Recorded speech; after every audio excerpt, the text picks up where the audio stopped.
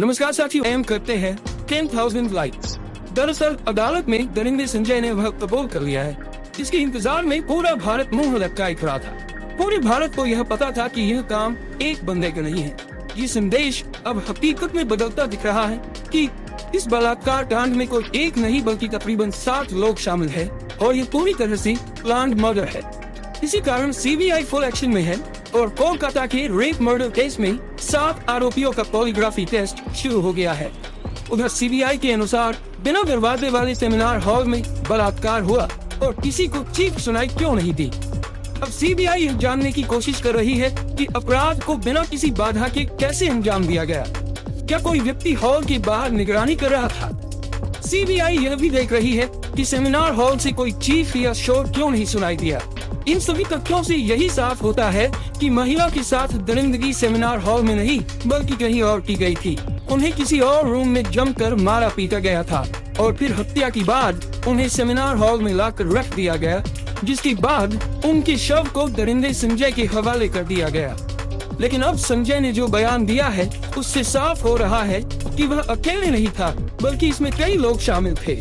अदालत में दिए गए संजय की बयान को तो जानेंगे, लेकिन उससे पहले सबसे भयंकर खुलासे को देखते हैं जिसमें 7 लोगों के शामिल होने का दावा किया जा रहा है। दरअसल सोशल मीडिया पर एक पोस्ट में दावा किया गया है कि कोलकाता के आरजी कर मेडिकल कॉलेज अस्पताल में हुई महिला डॉक्टर की हत्या संजय रॉय ने नहीं बल्कि अस्पताल के 7 ट्रेनी डॉक्टरों ने की थी। मेरी बात जरा ध्यान से सुनिए, फिर अंत में सब कुछ क्लियर कर दूंगा। इस पोस्ट में कहा गया है कि इन ट्रेनी डॉक्टरों ने पहले महिला के साथ रेप किया और फिर उसकी टांगों को बेरहमी से चीर दिया, जैसे महाभारत में जरासंध का किया गया था। जरासंध को मारने का एकमात्र तरीका यह था कि उसे बीच से चीरकर 2 भागों में विभाजित किया जाए और फिर उन हिस्सों को अलग अलग दिशा में फेंक दिया जाए ताकि वे फिर से जुड़ न सके। भीम ने इसी तरीके से जरासंध का वध किया था। एक्टिविस्ट मधु किशोर ने सोशल मीडिया प्लेटफॉर्म एक्स पर इस बारे में एक पोस्ट किया जिसमें उन्होंने बताया कि अस्पताल में काम करने वाली एक महिला डॉक्टर और उसकी दोस्त के बीच हुई फोन कॉल बातचीत में यह दावा किया गया है। उन्होंने इस बातचीत का ऑडियो भी शेयर किया जो बंगाली में है। माना जा रहा है कि सीबीआई को इस ऑडियो कॉल से कई गंभीर सुराग मिल सकते हैं। मधु किशोर के अनुसार इस बातचीत में कहा गया है कि महिला एक बहुत ही होशियार स्टूडेंट थी, लेकिन उसे अस्पताल और प्रिंसिपल की कुछ बेहद भयानक राज्य पता थे, जिसके कारण उसे धमकियां दी जा रही थी कि उसे अपनी थीसिस पूरी नहीं करने दी जाएगी। लेकिन इसके बावजूद भी महिला डरने वाली नहीं थी। उसने इसका विरोध किया और कहा कि अगर उसे परेशान किया गया तो वह अस्पताल की काली करतूतों को उजागर कर देगी। जिसके बाद पिछले 6 महीनों से उसे लगातार परेशान किया जा रहा था। उसे बिना रुके 26 घंटे की नाइट शिफ्ट पर रखा जा रहा था और उस पर भारी काम का प्रेशर डाला जा रहा था। चेस डिपार्टमेंट के हेड, सीनियर पीजीटी और अन्य लोग भी इस बात से वाकिफ थे कि प्रिंसिपल और उनके ग्रुप नेक्सस का इस स्टूडेंट पर कितना दबाव था। इस बात से साफ है कि प्रिंसिपल समेत पूरा अस्पताल उस महिला के खिलाफ खड़ा हो गया था, क्योंकि वह सच और न्याय के लिए झुकने को तैयार नहीं थी। इस सब के बावजूद वह लड़की अपने स्टैंड पर अड़िग थी। 9 अगस्त 2024 की रात इन सभी ने मिलकर उसके खिलाफ साजिश रची। पोस्ट में बताया गया कि रेप और मर्डर पहले से प्लान किया गया था। यह अब तक का सबसे खौफनाक खुलासा है और सीबीआई इसी के आधार पर जांच आगे बढ़ा रही है।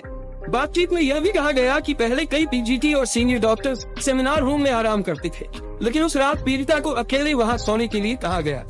कुछ स्टूडेंट्स ने अफवाह फैला दी कि कमरा निर्माणाधीन है और वहां कोई नहीं जा सकता, जिसके बाद उस सेमिनार हॉल में किसी की जाने की हिम्मत नहीं हुई।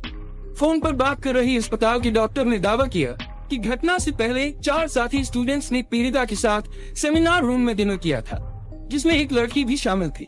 ये चारों सीबीआई के रडार पर हैं और इनकी पॉलीग्राफ टेस्ट भी कराई जा रही है। लेकिन इसके बाद पीड़िता को सेमिनार रूम में अकेले सोने के लिए कहा गया। बातचीत में यह भी बताया गया कि करीब 7 लोगों का एक ग्रुप नीचे गया और शराब पी। फिर उन्होंने पीड़िता के हाथ कसकर पकड़े, उसे मारा पीटा और उसके साथ बलात्कार किया। इस वारदात में एक महिला इंटर्न ने भी मदद की।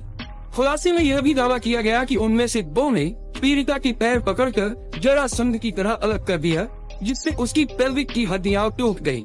उन्होंने उसकी कॉलर बोन को भी तोड़ दिया और फिर उसे उल्टा लिटाकर उसके ऊपर जूतों से रौंदा। उसके सिर को इतनी बुरी तरह कुचला गया कि उसकी खोपड़ी फट गई। इस तरह से 9 अगस्त की देर रात कोलकाता के आरजी कर हॉस्पिटल में ट्रेनी डॉक्टर की रेप के बाद हत्या कर दी गई। देखिए, अगर यह सभी बात सच है तो फिर सीबीआई को इन 7 लोगों के खिलाफ सबूत जरूर मिलेगी और संजय के साथ इन 7 को भी कड़ी सजा मिलनी चाहिए। इसके बाद जब ये सभी लोग वारदात को अंजाम देकर सीढ़ियों से नीचे उतरे तो संजय रॉय को देखा, जो ग्रुप डी के दूसरे कर्मचारियों के साथ शराब पी रहा था। इन डॉक्टरों ने संजय से कहा कि सेमिनार रूम में जाओ, वहाँ तुम्हारे लिए एक लड़की है। इसके बाद संजय ने अर्धनग्न शव के साथ बलात्कार किया ताकि उसका वीर्य पीड़िता की योनि में मिल सके। सुबह पीड़िता का अर्धनग्न शव मिला था। इसके बाद देश भर के डॉक्टरों ने विरोध प्रदर्शन किया। इस ट्वीट और इस खुलासे को स्वतंत्र तरीके से हम प्रमाणित नहीं कर सकते, लेकिन यह ट्वीट सीबीआई की जांच में काफी महत्वपूर्ण होने वाली है। माना जा रहा है कि सीबीआई ने भी 7 लोगों को रडार पर लिया हुआ है। कोलकाता की रेप मर्डर केस में 7 आरोपियों का पॉलीग्राफी टेस्ट शुरू हो गया है। मुख्य आरोपी संजय रॉय का टेस्ट जेल में ही हो रहा है। इसके अलावा सीबीआई ने आरजी कर मेडिकल कॉलेज के पूर्व प्रिंसिपल संदीप घोष, 4 डॉक्टर जो वारदात की रात पीड़िता के साथ थे और एक वॉलंटियर से भी पूछताछ कर रही है। इन सभी का पॉलीग्राफ टेस्ट सीबीआई की कोलकाता ऑफिस में हो रहा है। 8 अगस्त की रात इन डॉक्टरों में से कुछ ने पीड़िता के साथ डिनर किया था। फिलहाल सीबीआई इन सभी से गहराई से पूछताछ कर रही है, लेकिन अदालत में आरोपी संजय ने एक बयान देकर सभी को हैरान कर दिया है। दरअसल 23 अगस्त को सियालदह कोर्ट ने संजय को 14 दिन की न्यायिक हिरासत में भेजा। इसी सुनवाई के दौरान संजय पॉलीग्राफी टेस्ट के लिए भी तैयार हुआ था। मजिस्ट्रेट ने संजय से पूछा था कि वह पॉलीग्राफी टेस्ट के लिए क्यों तैयार हुआ। इसे लेकर संजय ने कहा, पॉलीग्राफी टेस्ट से साबित होगा कि मैं निर्दोष हूँ, मुझे फंसाया जा रहा है। संजय के इस बयान ने बवाल खड़ा कर दिया है, क्योंकि वह खुद को निर्दोष बता रहा है। इसका मतलब साफ है कि इस कांड में कई लोग शामिल हैं। इसी कारण सीबीआई फुल एक्शन मोड में आ चुकी है। सीबीआई का मकसद इन कर्मचारियों के बयानों को जांचना है, क्योंकि बाकी मेडिकल रिपोर्ट्स जैसे पीड़िता के शरीर से लिए गए DNA, vaginal swab, PM blood, उन्हें सीधे तौर पर घटना से जोड़ने में नाकाम रही है। सीबीआई जानना चाहती है कि क्या इन 4 डॉक्टरों ने सबूतों के साथ कोई छेड़छाड़ की थी या फिर वे किसी बड़े षड्यंत्र का हिस्सा थे, क्योंकि पोस्टमार्टम रिपोर्ट इधर उधर करने में प्रिंसिपल समेत ये सभी लोग बेहद माहिर थे। इस कारण सीबीआई इस घटना को कई एंगल से जांच कर रही है। आरजी कर अस्पताल के पूर्व प्रिंसिपल संदीप घोष से आज लगातार 9वें दिन पूछताछ हो रही है। सीबीआई की टीम ने घोष से अब तक करीब 100 घंटे की पूछताछ कर ली है, लेकिन अब तक उनके जवाबों से संतुष्ट नहीं है, क्योंकि वह बार बार अपने बयान बदल रहा है। इससे साफ हो जाता है कि इस कांड में उसका बड़ा हाथ है। सीबीआई अब तक ट्रेनी डॉक्टर के रेप मर्डर केस में 73 लोगों से पूछताछ कर चुकी है, लेकिन सिर्फ 7 लोगों पर ही सीबीआई की नजर टिकी हुई है। सीबीआई यह भी पता लगाने की कोशिश कर रही है कि क्या सेमिनार हॉल के बाहर कोई और व्यक्ति तैनात था। इसके लिए सीसीटीवी फुटेज की गहराई से जांच की जा रही है। अधिकारी यह भी देख रहे हैं कि जब घटना हुई तो सेमिनार हॉल के अंदर से कोई आवाज क्यों नहीं सुनाई दी।